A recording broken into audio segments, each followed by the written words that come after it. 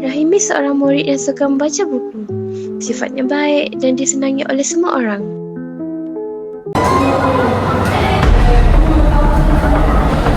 Oi, budak buku. Kakak, baca buku.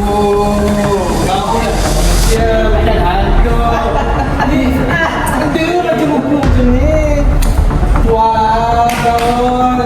Wah,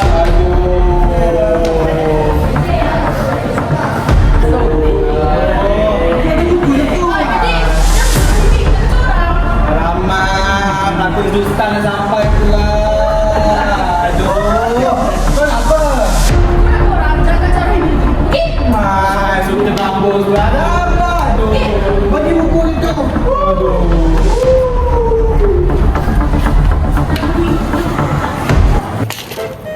Macam tu budak je keluar tu. Masuk.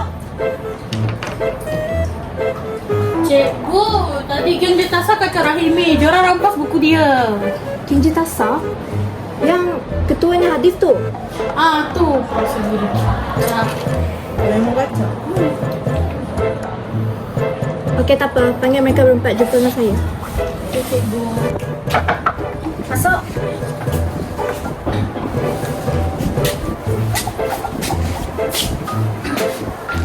Awak hadis? Saya ke? Ya. Kenapa awak berdua ini? Kesha beritahu saya yang awak tolak. Jadi? Awak nak saya laporkan ini kepada mak bapak awak. Mati aku. Bapak aku tahu pula. Aku akan dilempar guna penyapu. Pula kalau mak bapak aku tahu ni, habislah info yang betul ni rampas. Tak boleh, kita main Mobile Legends malam ni. Aduh. Ya, daripada kau duduk sini, ikut aku pergi masuk ke sini. Tak pula. Kau dah kali mula. Tak nak.